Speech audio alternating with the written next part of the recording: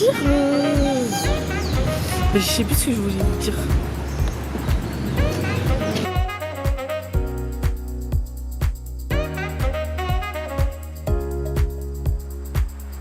Bonjour tout le monde et bienvenue en Bolivie. Je suis actuellement sur l'Isla del Sol, une île sur le lac Titicaca. Oh, il y a des lamas. Ah, ça fait longtemps que j'avais pas vu de lamas, genre 3 jours. L'île elle est super belle. En fait c'est un peu genre un peu l'équivalent de Porquerolles on va dire pour les Boliviens. Elle est très belle et en fait il y a des temples et des vestiges incas tout autour de l'île. Pendant la rando on passe dans ces vestiges incas comme là derrière, qui est apparemment un labyrinthe, mais je suis pas trop sûre.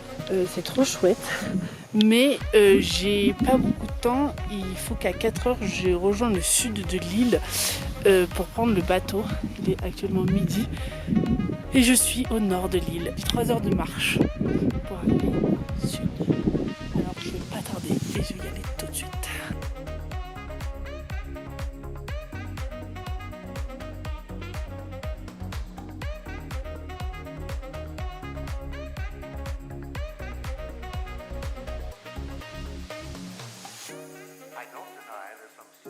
Là, il me reste 1h30, j'ai fait la moitié. Le chemin, c'est de longer une crête. Donc ça monte et ça descend, ça monte, ça descend. Le lac Titicaca, c'est un des plus hauts lacs au monde en altitude. Et là, en plus, je suis sur une île, sur le plus haut lac au monde, qui est montagneuse. Je pense pas dire de bêtises si je dis que je suis à au moins 4000 mètres d'altitude. Niveau respiration, les montées, elles sont horribles.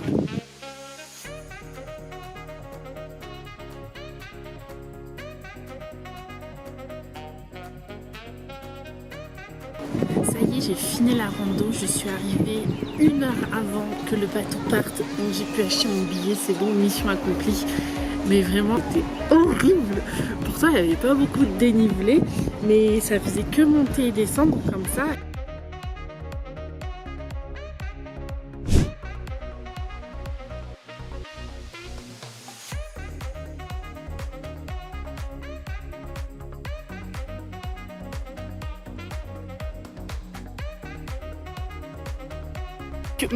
Me voilà dans le désert de sel, le désert de Uyuni. Non, ça s'appelle le Salar de Uyuni. Donc c'est un immense désert de sel. Avant c'était une mer du coup qui n'existe plus parce qu'il n'y a que du sel. C'est du sel en fait à perte de vue, mais vraiment à perte de vue. C'est trop beau. Ça fait je crois 12 000 mètres carrés, un truc dans le genre. C'est immense, immense les gars. Et on a un peu le reflet des montagnes. Là il y avait la statue du Dakar parce qu'il y a eu le Dakar 3 fois de suite ici. Bref, c'est magnifique. J'ai acheté une nouvelle casquette. J'ai simplement oublié dans le bus et le bus est parti. Et sauf que là il y a trop de soleil, il fait bon, hein, il fait chaud et tout. Mais donc du coup j'ai dû acheter une petite casquette bolivienne. Je sais pas si je la garderai jusqu'à la fin du voyage, mais ça dépanne pour l'instant.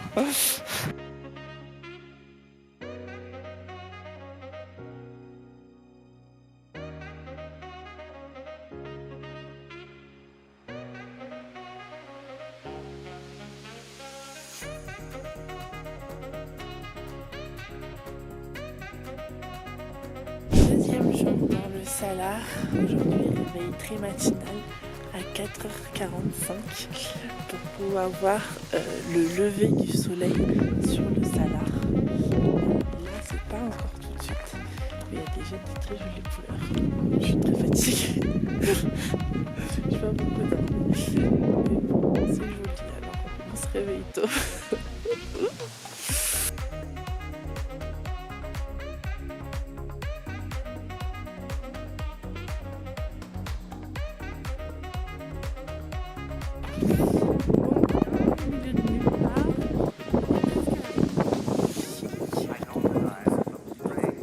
Désert, montagneux. On a quitté le Salar ce matin et là on se promène, il y a des petits lacs.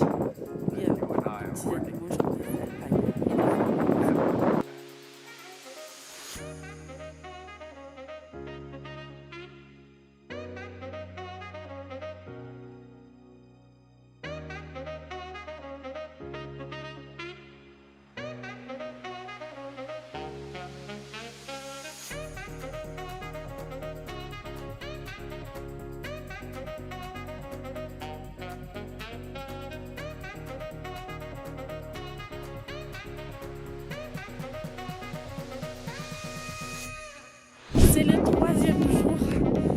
de nouveau hyper tôt du matin, de nouveau hyper froid, mais on a un nouveau lever de soleil, cette fois-ci pas sur le Salar, mais du désert qui est après le Salar.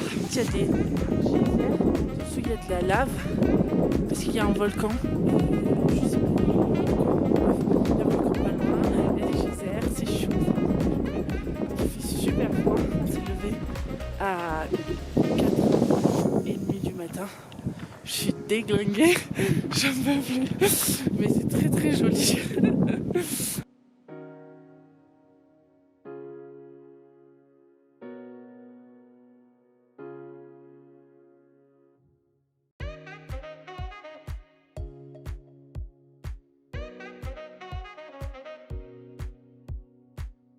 C'est rigolo de se mettre dedans parce que c'est tout chaud, mais alors qu'est-ce que ça pue? En fait, c'est du soufre qui sort de la terre. Ça sent pas très bon. Voilà, de bon matin, ça fait plaisir.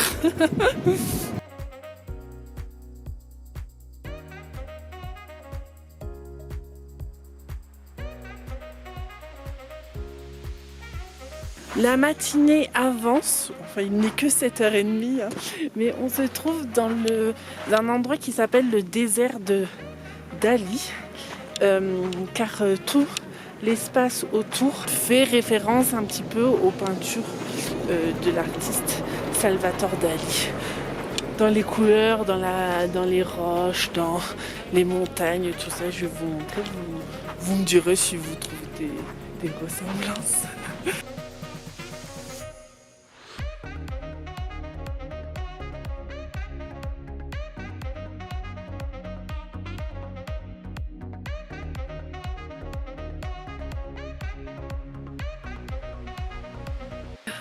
Ça y est, on touche à la fin du voyage autour du Salar de Uyuni et du sud de l'Ipèze du Pérou.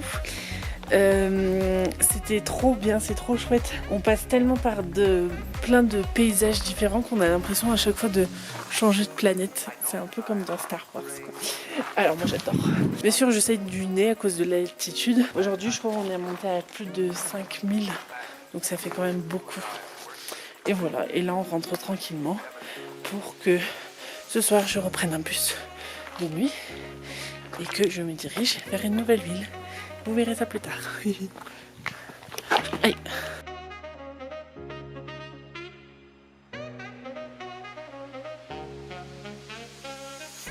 Après 3 jours de désert, j'ai atteint une grande ville en Bolivie, la ville de Sucre, qui est l'une des capitale de la Bolivie. Comparé à toutes les autres villes du Pérou, de la Bolivie, vraiment Sucre est très très très très jolie.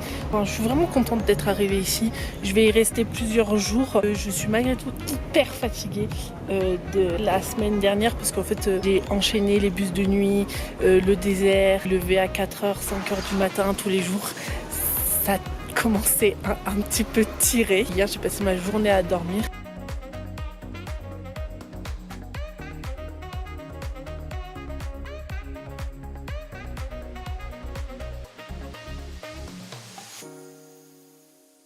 Ah oui, c'est ça que je voulais dire. Hier, j'ai fait un food tour. Je me suis explosé le bide. C'était génial. Et en fait, le gars nous a expliqué, enfin, il nous faisait un peu une visite de la ville aussi. Et il nous a expliqué la différence entre Sucre et La Paz, capitale administrative, capitale constitutionnelle et tout. Donc, je vais vous expliquer la vérité. C'est quoi la vérité? La vérité, c'est que la capitale de la Bolivie, ce n'est pas La Paz, mais bien Sucre, donc ici. Et en fait, c'est juste que les pouvoirs, ils sont séparés. Ici, à Sucre, on a le pouvoir judiciaire et à La Paz, on a le pouvoir législatif et constitutionnel. Je sais pas. Donc, en gros, un jour, il y a un président qui était à Sucre et qui a dit « Ah, moi, ça me saoule, Sucre, vas-y, je déménage La Paz. » Et donc, il est parti à La Paz. Il a emmené ses petits gars, le pouvoir législatif. Du coup, La Paz est devenue la capitale administrative. Mais la capitale officielle de la Bolivie, c'est Sucre. Donc en gros, il y a deux... Le petit garçon, regardez ce que je faisais. Il y a deux capitales, si on veut. en Bolivie. Et donc, non, La Paz n'est pas la capitale la plus haute du monde, car ce n'est pas la capitale officielle. Voilà, vous savez tout sur la Bolivie.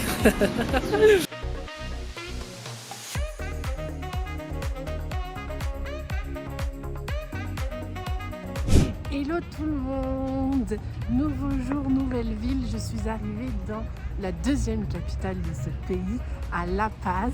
Pour tout vous dire, je crois que j'aime pas trop cette ville. J'ai pas passé beaucoup de temps, mais elle est très angoissante.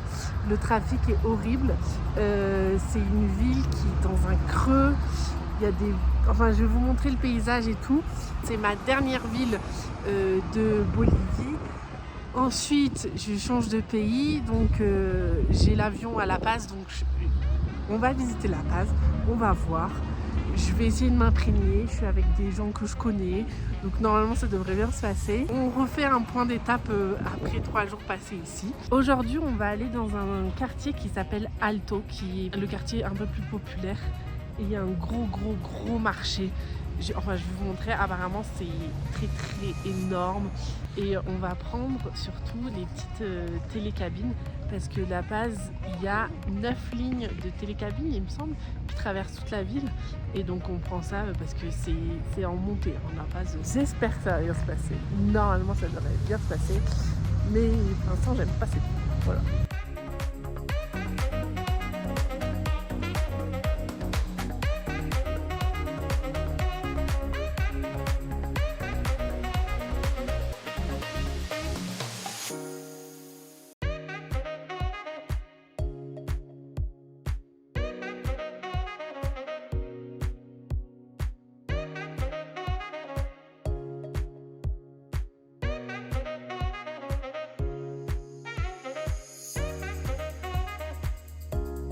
Activité de cet après-midi, après le marché, je vais super faim. Parce que comme vous le voyez, on est à un combat de catch.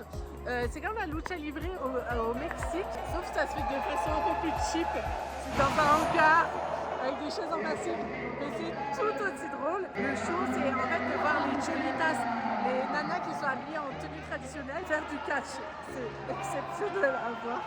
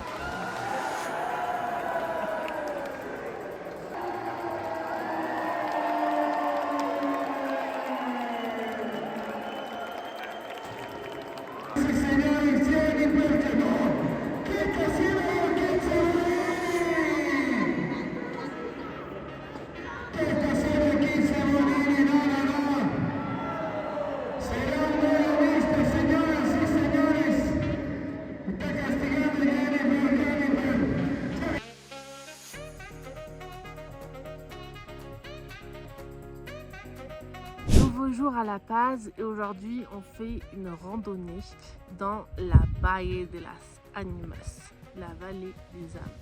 Je suis au bout de ma vie. C'est Colline, cette dame là, qui a eu l'idée de faire ça. Elle, pour elle tout va bien, hein, elle galope. Moi, crache mes poumons. La vue est très belle.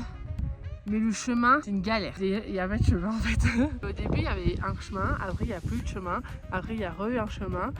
Donc on s'adapte. C'est de l'adaptation cette randonnée. Mais la vue est incroyable sur toute la ville de La Paz. Ça fait plaisir d'être arrivé là pour voir cette ville. Tip top la ville. Ma ville préférée.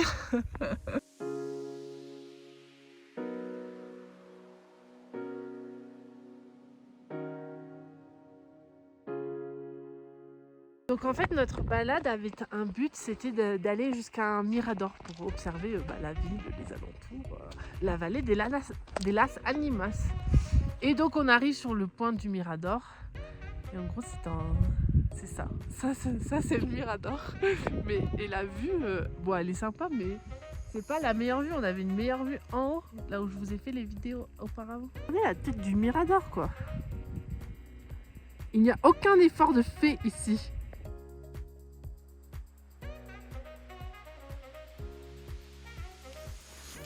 On arrive dans les petits barbelés, il faut passer. Faut pas passer là. Il est coincé. Passer par là. Oh mais dis donc.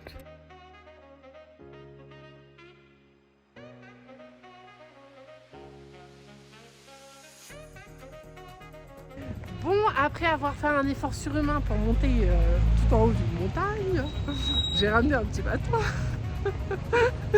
Nous allons nous octroyer une récompense. Il va me foncer dedans lui.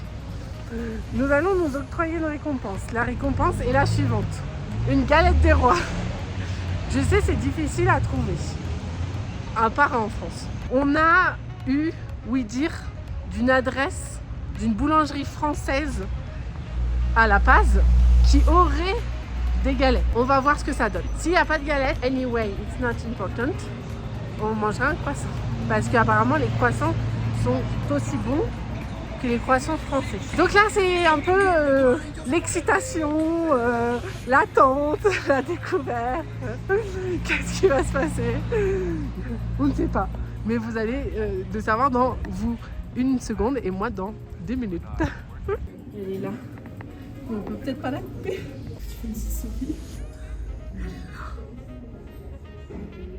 La voici là, voilà. Ça dégage. Ça regarde seulement les choses sérieuses.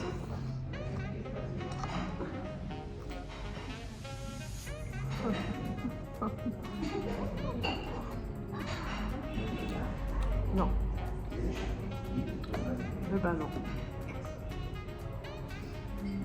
Non. Non. C'est bon.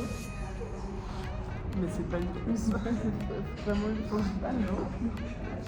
Ça donne une balle. Voilà.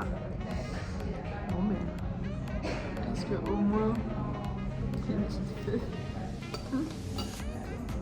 Décevant.